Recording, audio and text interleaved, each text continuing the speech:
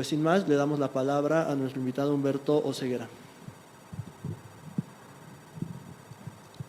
Pues muchas gracias, buenas tardes, muchas gracias por la invitación. Espero que lo que les platique sirva en algo para que esta lucha que ustedes están emprendiendo, que están iniciando, bueno, que ya según veo ya tienen casi un año desde su asamblea constitutiva como Unión Nacional de Trabajadores de Aplicaciones. Y bueno, pues yo les voy a compartir parte de mi experiencia en el litigio, ¿verdad? Más que en la docencia, más que en la investigación, más que en la práctica, ¿no? La práctica. Bueno, miren, a mí me pidieron que hablara sobre el tema de la subordinación o no en esta relación, estos vínculos que existen entre los repartidores y las plataformas, ¿no? ¿Qué puedo decir yo? Miren ustedes, un poquito de contexto histórico. El artículo 123, discutido y aprobado en la Asamblea Constituyente, retomó los ejes programáticos del Partido Liberal Mexicano de 1906, que como dice Armando Bartra, a través de la revista Regeneración, los magonistas en México consultaron a todo el pueblo trabajador de cuáles eran los problemas más sentidos del pueblo mexicano. Y dijeron, tierra, educación y trabajo. Y entonces elevó a ejes de ese programa esos tres temas, ¿no? Estos tres temas fueron hechos suyos por la Convención de Aguascalientes, la Convención Revolucionaria de Aguascalientes, en donde finalmente sabemos que Carranza saboteó, pero el Ejército Libertador Zapatista y la División del Norte de Villa hicieron suyo este programa, ¿no? Y el constituyente del 17 no tenía otra más que, pues efectivamente, considerar estos derechos sociales, el derecho a la tierra, el derecho a la educación y el derecho al trabajo, como algo que efectivamente podía ser un motivo para frenar ya para la revolución, para pactar ya la paz, ¿no? Y es así como en el artículo 123 de 1917, hace 104 años, se reconocieron un catálogo de derechos individuales, colectivos y de seguridad social a todos los trabajadores mexicanos, con independencia de si eran públicos o privados, si eran formales o informales, si eran para todo tipo, sin distinción alguna. Ese artículo en un momento no tenía el sistema de apartados que luego se fue generando, y los capítulos especiales, leyes el apartado B, el apartado C que se quiso hacer para los universitarios. Era un catálogo de derechos que se antepuso a sus tiempos, porque todavía no existían los famosos tratados internacionales que hoy conocemos. La Declaración Universal de Derechos todavía no existía. El Pacto Internacional sobre Derechos Civiles y Políticos y Económicos, Sociales y Culturales todavía no existían. Esos son en los 40, son de la posguerra. Entonces aquí se reconocieron los derechos individuales y en concreto, bueno, en cuanto a derechos individuales, pues al estar en el empleo, que hoy sabemos que es trabajo digno o trabajo decente. ¿Y qué es el trabajo digno? Es que el trabajador tenga la seguridad de que al final de su vida laboral tiene derecho a una pensión, y que en su vida laboral cualquier riesgo que sufra va a ser sufragado por una institución de seguridad social llamada IMSS, ¿no?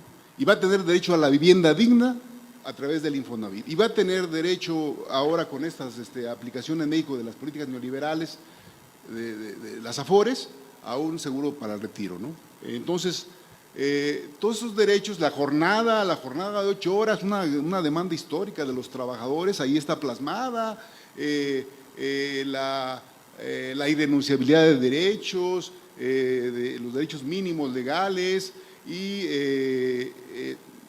los derechos colectivos de los trabajadores. El derecho a la libre organización sindical, el derecho a la negociación colectiva efectiva y el derecho a la huelga, que se consideran aquí en China como los instrumentos, los derechos colectivos para lograr la justicia social, la dignidad del trabajador, ¿no?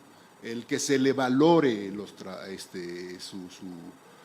entrega, su fuerza de trabajo, ¿no? Entonces, ese es el gran problema. ¿Cómo ahora, en el siglo XXI, hay un desconocimiento?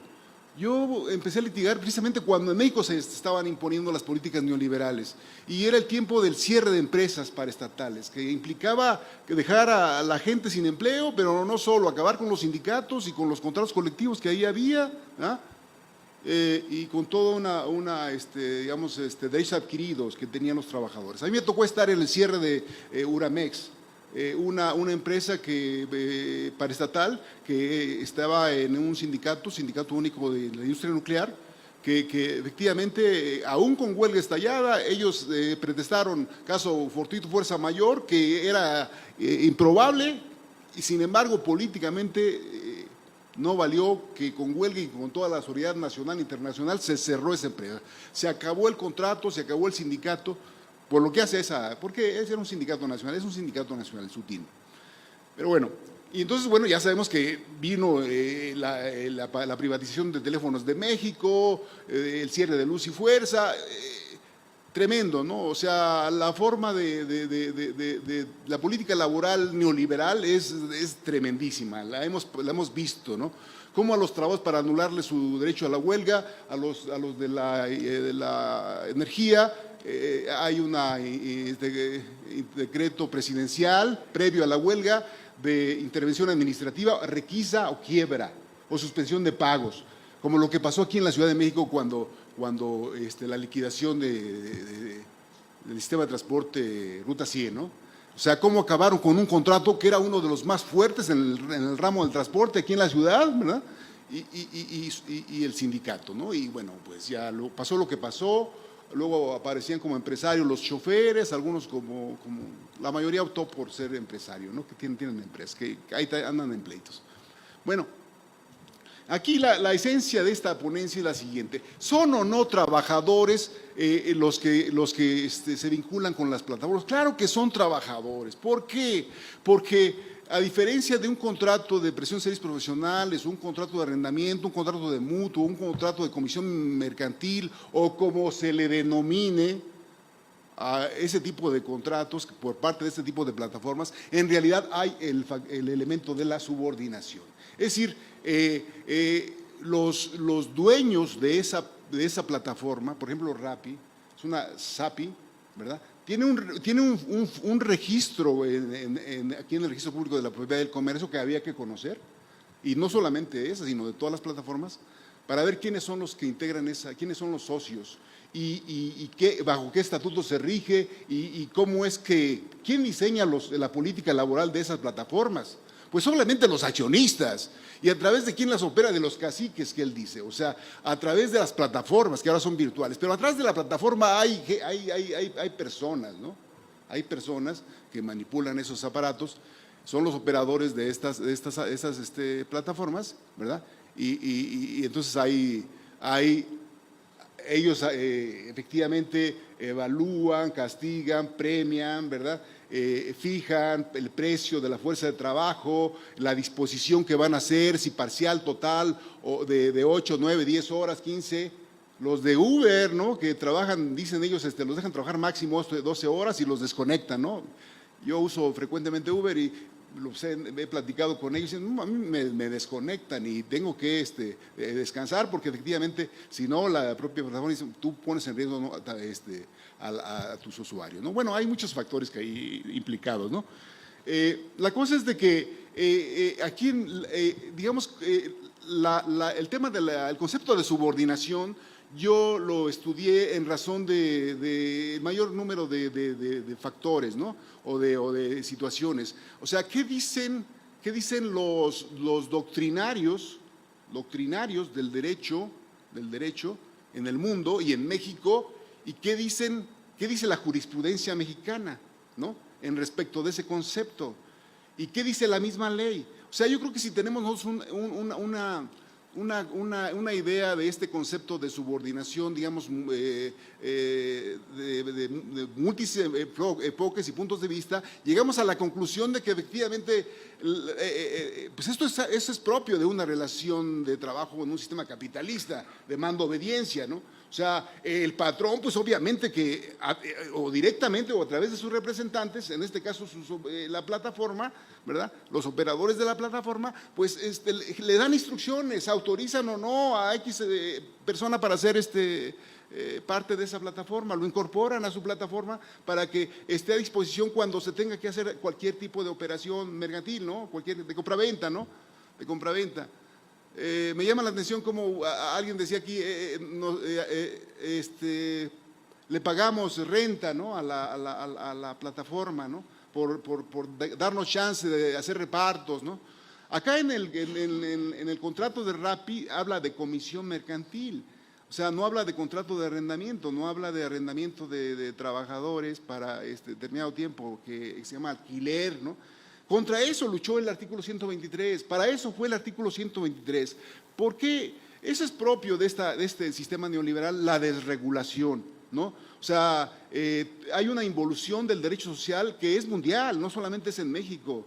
Acá empezó efectivamente en los 80s esa involución, ¿verdad? El mejor sindicato es el que no existe, ¿no? Y bueno, ahora sí que prácticamente llevarnos a la explotación del trabajo casi a nivel esclavo, y ustedes, pues, sin tener ningún derecho individual, colectivo ni de seguridad social reconocido, pues eso implica, pues obviamente, más tasa de ganancia. Y en un país desregulado, porque no se ha abrogado la ley de Calderón, que fue totalmente patronal, ¿no? Que efectivamente generalizó la contratación eventual, ¿no? Habló del contrato por hora, a prueba, de capacitación inicial, de temporada. O sea, cosas que efectivamente hicieron que se generalizaran la precariedad en el mundo del trabajo, ¿no? Que la inmensa mayoría de trabajadores mexicanos careciera de estabilidad en el empleo, de inamovilidad, que se le respetara si el objeto de la persona moral es la realización del objeto del social de la persona moral es continua y permanente, no se justifica de ninguna manera que la contratación sea por obra a tiempo determinado, sea temporal, porque no se constituye para realizar su objeto social en un año. Normalmente dicen, tiene una duración de 99 años, ¿no? O por tiempo indefinido. Cuando vemos el estatuto social de las empresas, eso dice. Entonces, obviamente que el trabajador de este tipo de plataformas, pues debe de empoderarse, debe de conocer al 100% al patrón, ¿no? Está bien, aquí hemos hablado mucho, se ha hablado mucho de las condiciones de trabajo y están de la fregada, ¿no? O sea, se habla de jornadas mayores de 8 horas, se habla de desconecte arbitrario, sin ninguna garantía de debido proceso, de ser oído y vencido, de premios y castigos, ¿no? Totalmente unilaterales, ¿no? O sea, que eso pues, trastoca todo orden constitucional y convencional. ¿Cómo es así, no? O sea, se habla de empresas socialmente responsables. Pues estas plataformas no son socialmente responsables. Vienen por una fuerza de trabajo barata y si no la logran, se relocalizan, ¿no? Ahí donde haya mayor condición de sobreexplotación, ¿no? Entonces, si se ve, es un tema no solamente local, no solamente nacional, es global. Entonces se ocupa de acuerdo al sapo, la pedrada, ¿no? Se requiere de organización internacional, ¿no? Hoy la nueva ley, habla de libertad de radio de acción. Es decir, ustedes como sindicatos pueden efectivamente no solamente ser nacionales, sino ser internacionales. ¿Por qué? Porque, por ejemplo, Uber, ¿dónde está su matriz? Acá tiene establecimientos, tiene como franquicias, ¿verdad? En el mundo. Pero ¿dónde está la matriz? ¿No? Entonces se ocupa de incluso una negociación colectiva internacional. Ya la negociación colectiva, el contrato colectivo ya no debe ser nada más que aquí en México todavía se habla de contrato ley, aquel que rige a toda esta rama del transporte, porque ustedes transportan alimentos, cosas para las gentes que acceden a este tipo de servicios. Entonces, se ocupa de esto. Ahora, bueno, está bien que efectivamente hay este tipo de foros, porque dan la oportunidad efectivamente a reflexionar sobre estos temas, ¿verdad? Pero sí ustedes deben de estar convencidos de que hay, en realidad es una relación de trabajo, no, ni de arrendamiento, ni de prestación de servicios profesionales, ni una comisión mercantil, ni un contrato de mandato, ni de ningún otro. La ley y la jurisprudencia de que hablaba hace rato dicen claramente que no es la denominación la que determina la naturaleza del contrato, sino la actividad. Si la actividad está subordinada aunque sea plataformas, es subordinación esa.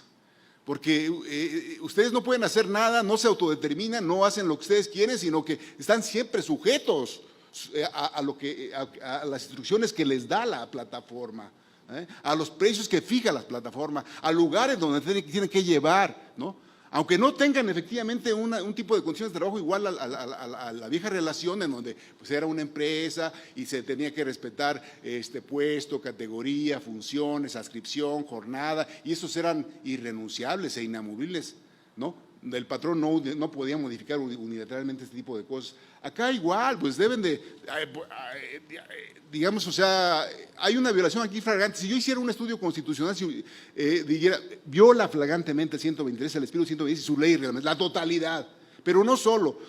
Desde 2011 para acá, todos los tratados internacionales y convenios de la OIT tienen la fuerza de la Constitución. Y todos hablan de que un trabajador que para ser separado necesita haber causa justa. Y causa justa no es la que diga unilateralmente o discrecionalmente el patrón, sino la legalmente establecida. Entonces ustedes deben de exigir que haya igualdad de derechos. Incluso hay un principio universal, a trabajo igual, salario igual. Incluso hasta ustedes pueden estar en condiciones de tasar el valor de su fuerza de trabajo, como actualmente ya se está haciendo en la rama automotriz.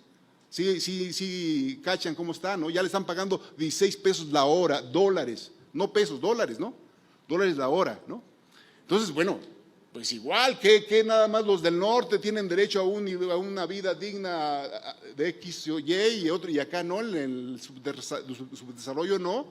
Es un tema de homologación. Yo acabo de ganar un asunto de unas trabajadoras precisamente del Registro Público de la Propiedad del Comercio, en donde tenían contratos civiles de prestación de servicios profesionales.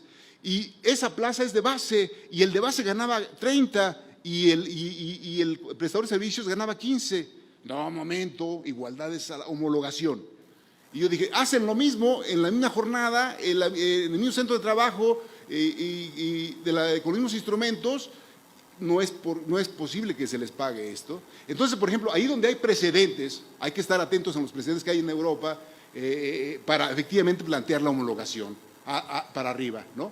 Para arriba. Entonces, yo digo, está bien que haya iniciativas de diputados federales, de diputados locales, de senadores, porque al parecer hay iniciativas que tratan de resolver este problema, pero a mi manera de ver, los trabajadores siempre han sido objeto de legislación. Ahora deben ser sujetos, es decir, deben de armar su propia iniciativa de ley, ¿sí? Y no solamente a nivel local, sino también a nivel internacional. Se ocuparía de un nuevo convenio de la OIT, sobre trabajo de trabajadores de plataformas, que efectivamente regular. Y entonces eso aplica a una asamblea constituyente internacional.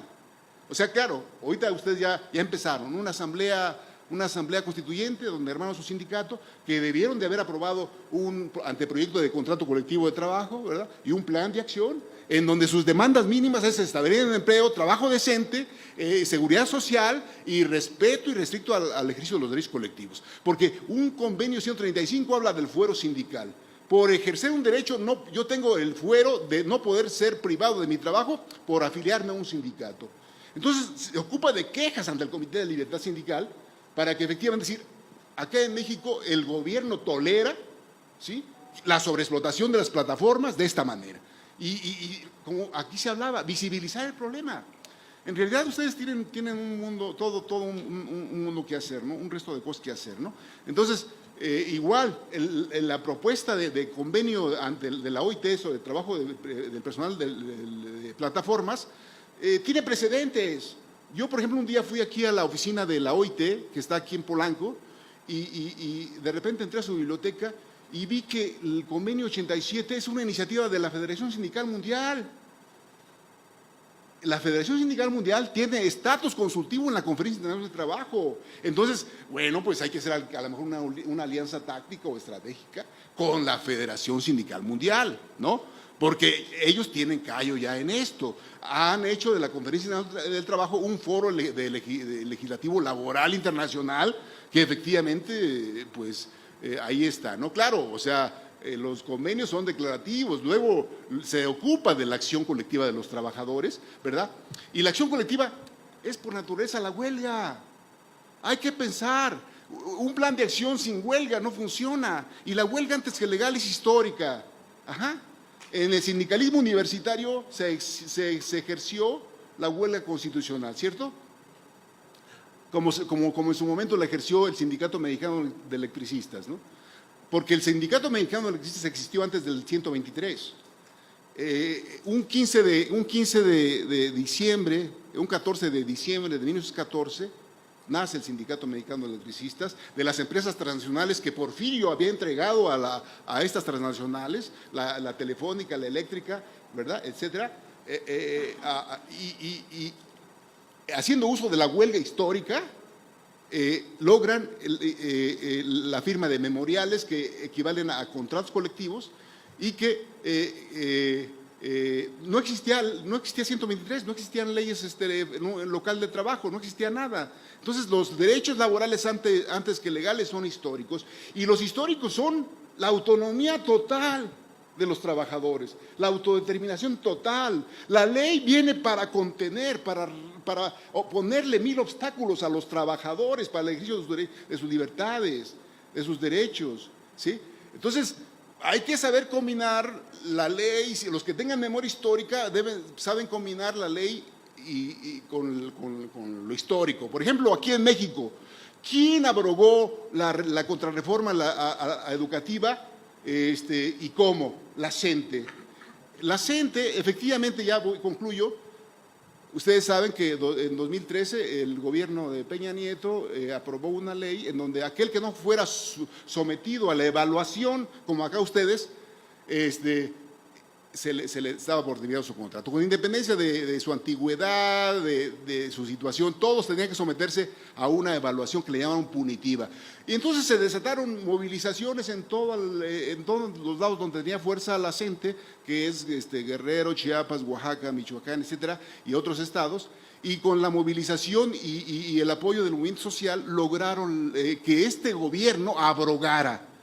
Es posible abrogar incluso una reforma constitucional que parecía que había sido blindada para que fuera inatacada. Ajá. Entonces digo, lo que están haciendo ustedes es fabuloso, pero se ocupa quizás de una asamblea constituyente en donde ustedes efectivamente inviten a todos los afectados, a todos los de estas plataformas de otras latitudes, incluso a los que ya tienen más avanzados que ustedes. Ya la lucha está pidiendo eso, pues. O sea, que se globalice, pues. Y yo creo que va a haber muchas, en ese tipo de eventos serían fabulosos porque, pues, es el momento para crear nuevo derecho. El trabajador, cuando va a una asamblea constituyente o a un congreso constituyente, crea nuevo derecho, no delega en diputados o senadores o ejecutivos o legislativos o otras instancias, impone. Me acuerdo cómo se legislaba en el ESME. Ahí por cierto, tiene una comisión legislativa. Al momento de la revisión contractual, en cada área o departamento se armaban ponencias bien sustentadas, ¿verdad?, con un diagnóstico local y algunas hasta internacional, global, económico-político, y las presentaban, y aquel que efectivamente convencía a la asamblea pasaba a otro nivel que se llama comisión permanente, y entonces era el que estaba en la mesa de negociaciones con luz y fuerza. Y entonces era un sindicato, era uno de los mejores contratos colectivos. En realidad fue borrar la memoria histórica, este cierre arbitrario de luz y fuerza que significó más de 60,000 despedidos, fue tan drástico que le están apostando pues a que si ya acabaron con la vanguardia de la clase obrera en México, pues igual los nuevos jóvenes no tienen tradición de lucha, lo están subestimando, piensan que no son capaces de concebir un plan que efectivamente haga que se respeten los derechos adquiridos históricamente, incluso no solo eso, sino se mejoren, pues, porque la lucha final de los trabajadores es la apropiación de los medios de producción.